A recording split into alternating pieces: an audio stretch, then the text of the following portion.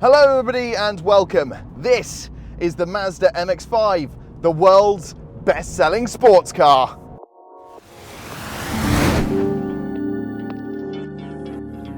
For over 30 years, Mazda have sold this car and they have sold over 1 million units in that time. And it's easy to see why. When this car launched in 2015 as this shape, it had a modicum of firsts. It had the thinnest LED lights that you could get on the front of a car, for example. As a sports car, as the 1.5, it would do around 45 miles to the gallon. The 2 litre would do around 40 miles to the gallon.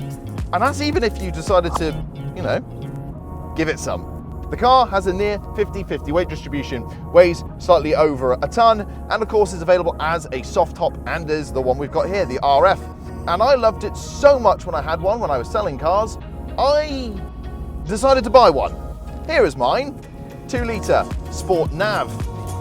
Now, my wife, if you're watching this, I never told you how much I actually spent on modifying my car. It was around about £5,000, but that doesn't matter. It was all mine and I loved it.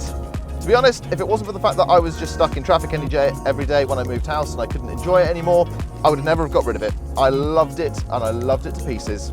Specifications wise, you get the SEL, the Sport, and then the 2 litre, there are 2 other options as well. Starting at the SEL, you get heated seats as standard, air conditioning, you get cruise control, you get LED lights, DAB radio, speakers in the headrests so that you can make a phone call and sound like they're right next to your ear, which is very useful when you have the top down. Little things like that you love.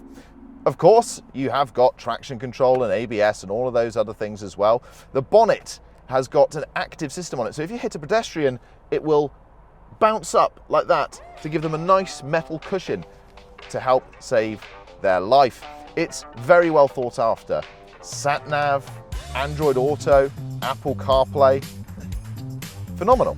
The Sport will then add a 9-speaker Bose sound system, which is awesome, and it changes depending on whether the roof is up or down. I'll actually change the EQ, which is again a very nice touch. Of course, you have things like reversing sensors, walk away, locking as well. Now, I personally went for the soft top. However, if you get the RF, you also get an extra party piece as well. You can amaze your friends as the roof comes down, and you can do it at up to 5 miles an hour, which is perfect for first gear crawling, as that's basically where it holds the power. Moving over to the 2 litre, things start to change quite a bit. The 2 litre, you get 184 PS, which does make a difference. Not that the 1.5 feels slow by any stretch of the imagination. In fact, for 80 to 90% of the people out there, I'd say that's the one to go for personally. But if you drive hard everywhere, then the 2 litre might be something to look at. The other difference with the 2 litre is it adds Bilstein dampers and front strut brace as well. So the car is tauter and tighter as well. You get 17-inch alloys as a change. But the biggest difference comes when you go round a corner quickly, because the 2 litre comes with a limited slip differential. For those who don't know what that is, it's essentially a differential that's, in this case at the back of the car, one cog turns faster than the other. That way, your outside wheel is always spinning faster than your inside wheel. So you can do power slides. Obviously, don't do that on the road. Just make it clear. If you enjoyed the video thus far, hit that like button. It means that we know you're enjoying the video, and it means that I know to make more videos like this for you in the future. And also, if you haven't already, subscribe and hit the notification bell. We've got some seriously cool stuff coming. The Vauxhall Astra, the brand new one, the Peugeot 308. The one I cannot wait for, the Fiat 500 EV Abarth. So make sure to subscribe and get notified today. And then you get to what we're driving today, the creme de la creme, GT. That will add this rather wonderful white interior. It will give you some BBS wheels that were a previous option that I fitted to my car for great expense.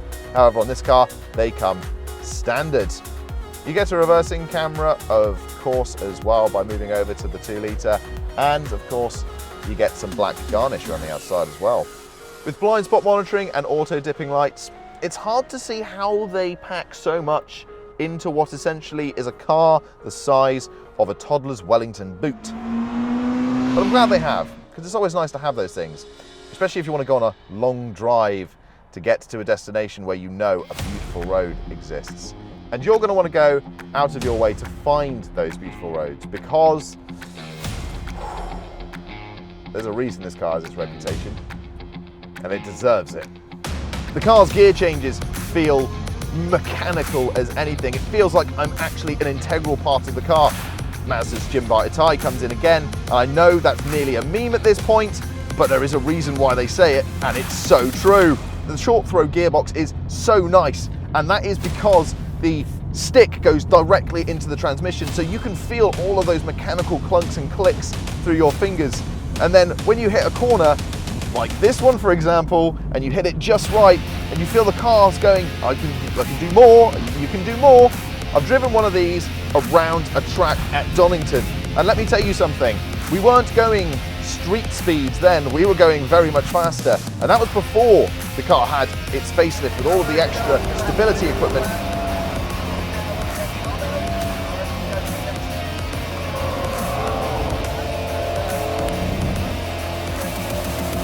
And even then, you just could not make the car not put a smile on your face. You're having fun, but you feel safe, planted, and you just want to do more. This is a particularly poor piece of road, and we're about to go over what I would describe as many potholes. However, my back is not shot. It's truly a phenomenal chassis and suspension setup, and it's just been made better. The dynamic stability control has been adjusted, so it's now dynamic yaw control, which essentially means it dabs the brakes as you go around a corner hard and fast, which stops the back of the car squatting and gives you a much more controlled ride. And they're right, it does. My Mx5, I fitted the eBack Mazda lowering springs to it, and it actually feels, without being lower or stiffer, when I go round bends, like it's already got them on. It's phenomenal. Hang on, I got a corner, I just need to... Sorry, I'm not a child, not a child, not a child. All in all, it is an absolutely phenomenal car. I can see why it's been going so long, and I can see why people absolutely love this car. The Mx5 has a cult following. It's very easy to see why. I certainly miss mine. I remember when I was selling cars, you'd regularly have people who would come into the dealership who had had an Mx5 since the 90s. They themselves admitted they were probably a bit too old to still have a sports car, but they just couldn't get rid of the bug. That little itch when you get that beautiful road on that beautiful day. What a fantastic piece of engineering and true passion that has gone into making these. I've also linked our Mazda page down in the description as well, so you can check out the specifications for yourself, anything I haven't mentioned or any additional information. And of course, don't forget to give us a ring on the number on screen, or of course, send us an email if you have any more questions. I answer all of the questions in the comment section myself, and if I don't know the answer, I'll make sure to go and find out for you before I reply. Thank you very much for watching. Goodbye.